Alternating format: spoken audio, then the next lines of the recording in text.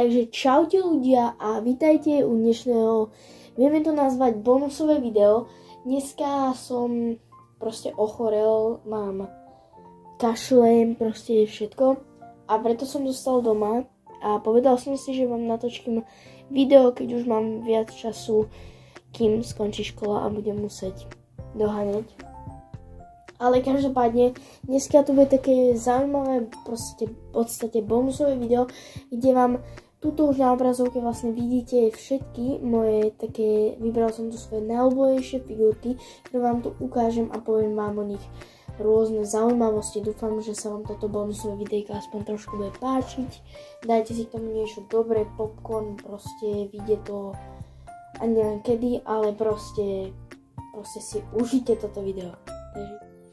Takže prvá figurka, ktorú vám tu vlastne podrobne ukážem a poviem vám o nej, v podstate iba dve figurky, v podstate dá sa povedať, že iba jedna nebola ukázaná v Ukážek Popiech, lebo je to moja nová figurka, ale ostatné ste už videli, ja tu vám proste poviem nejaké informácie, na ktoré sme si v tom videu proste nenašli čas, lebo by to malo proste pol hodinu.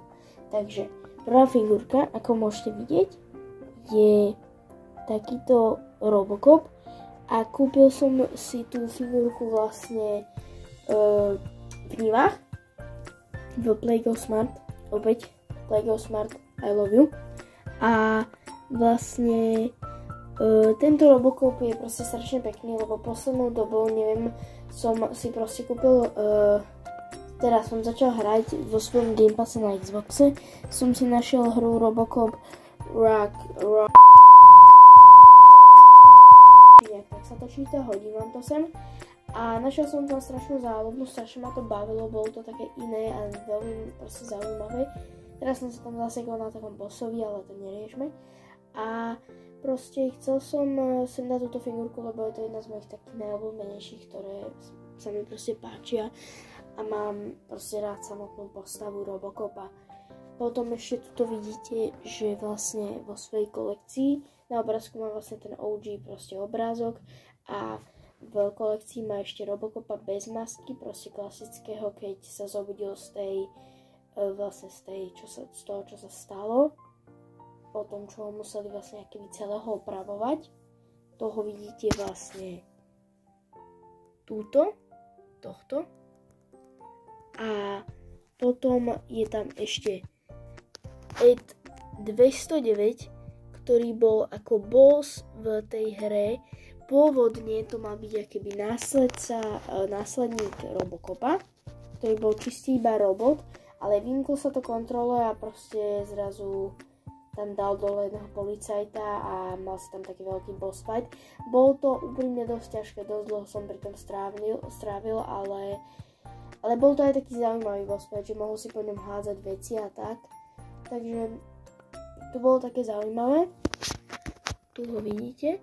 Jak náhodou by som ho dosť chcel, ale neviem, kde ho predávajú.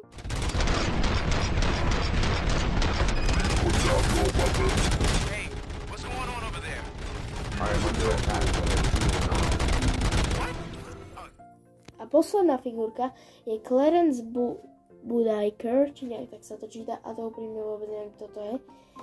Ako rozmýšľam, napíšte kľudne do komentárov, že kto to je, možno si ho s niekým spojím, ale všetky postavy, ktoré si pamätám aj z hier, aj z filmov, tak si tohto nepamätám, ale keď tak si ho nájdem a hodím vám tu proste v nejakú tú vsúku.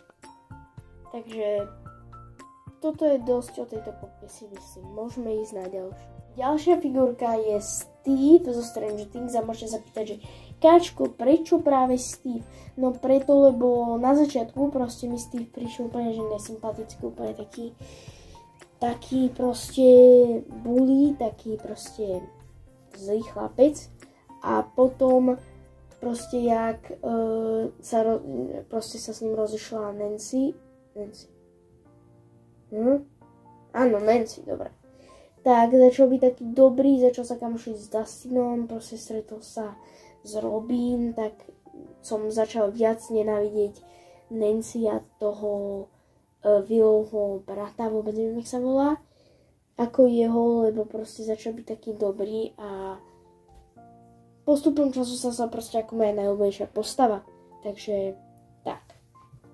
A ešte si ukážeme v rýchlosti figurky, ktoré tam má v kolekcii.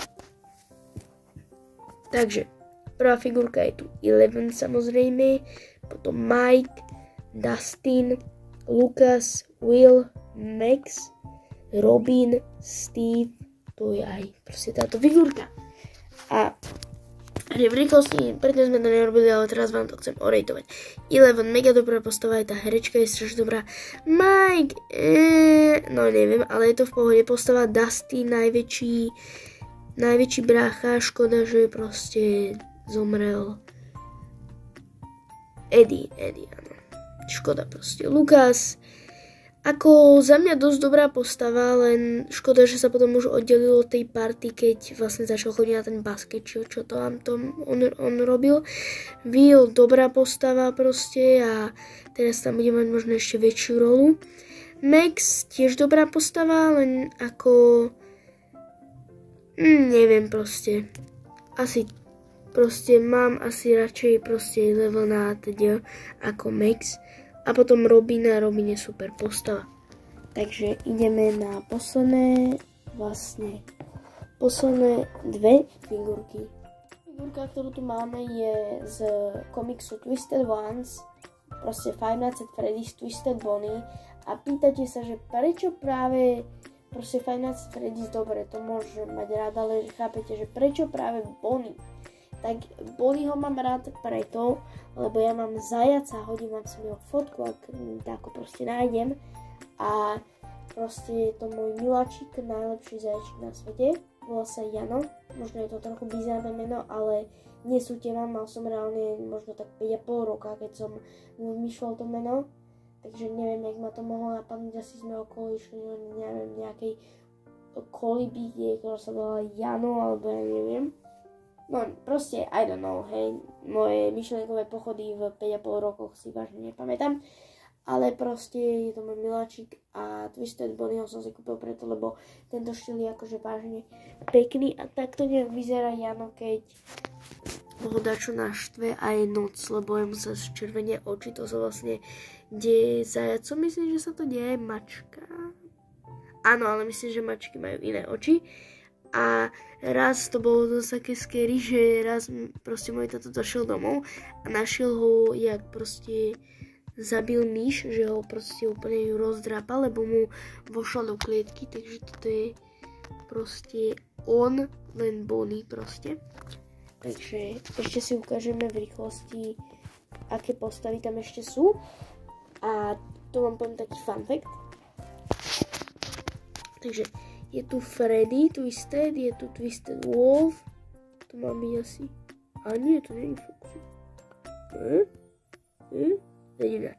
Potom je tu teda Twisted Bonnie, je tu Twisted Foxy, tento je inak mega cool, Twisted Chica s jej koľaťkom, tiež je mega cool a nejaký Theodore, hej, to vôbec neviem, kto je, nečítal som ten komik, z toho čítal, môžu napísať lore, akože keď sa v komentároch rozpíšete, mne to vôbec vadiť nebude.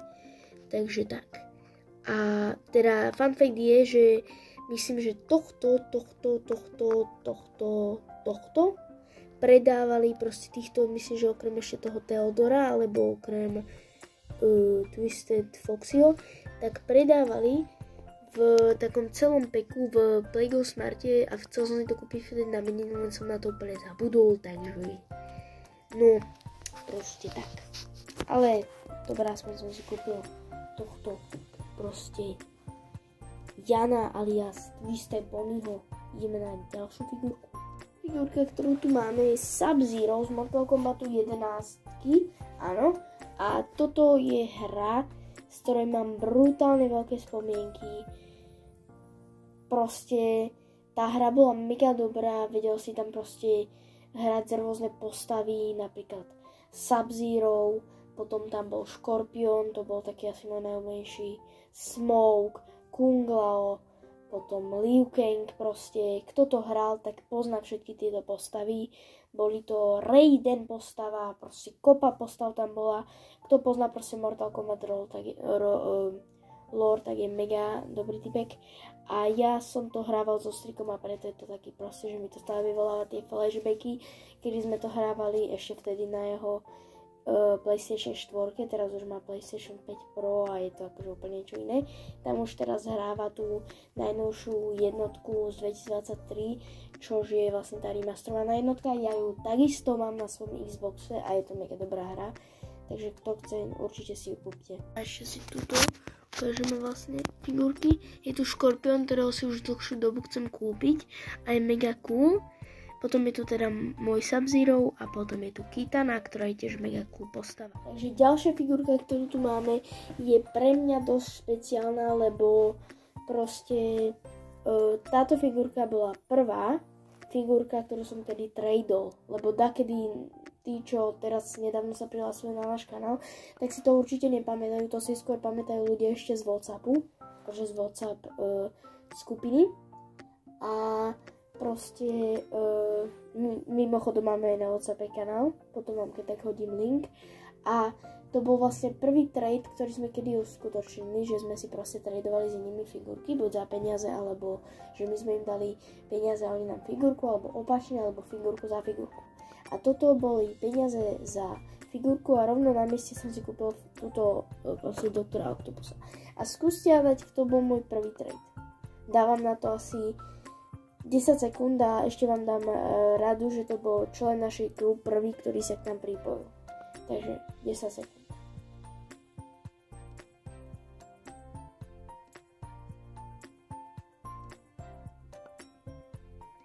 Dobre, koniec, takže tipnite do komentárov, napíšte svoj tip a keď tak ja vám to potom poviem na konci videa, alebo vám v komentároch odpoviem. Hej, takže táto figurka je proste pre mňa špeciálna, inak nejaká strašne špeciálna není, plus je to z OG Spider-Man kolekcie a je proste cool, Spider-Man je takisto cool.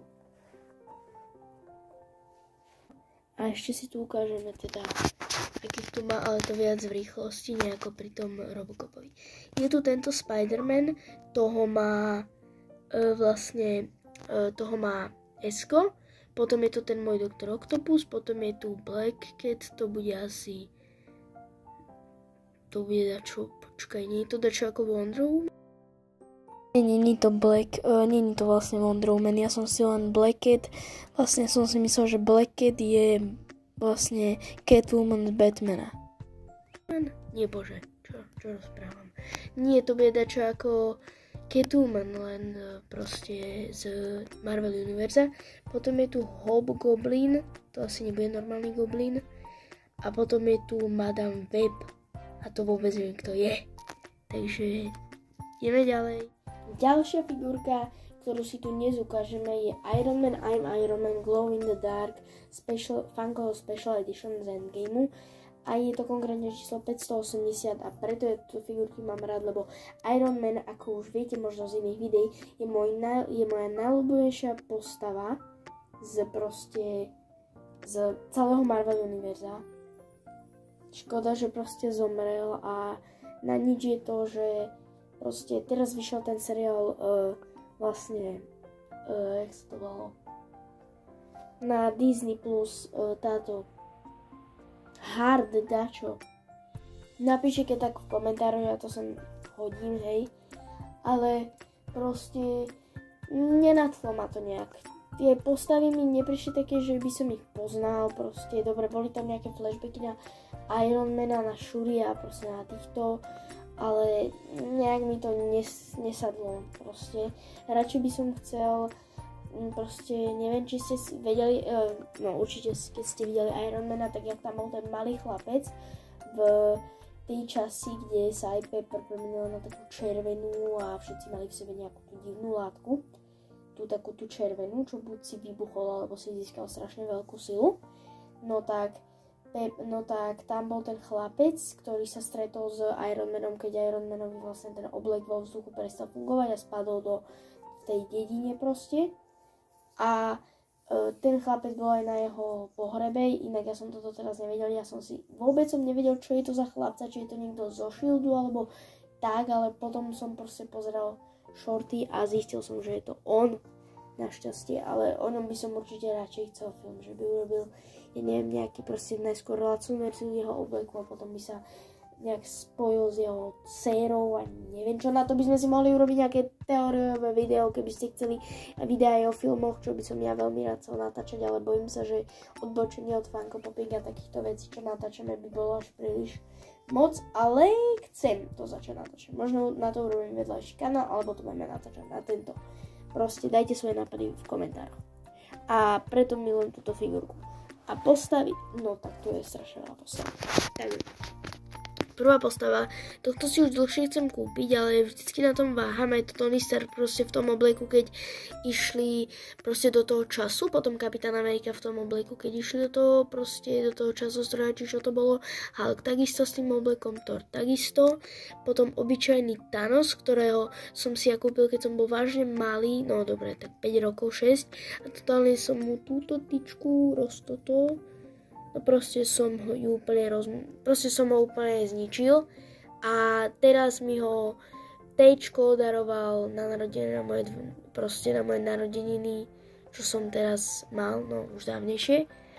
Potom je tu Black Widow a tá tiež v tom obleku, Ant-Man takisto, Nebula tiež, to si ja nepamätám, že ona s nimi išla.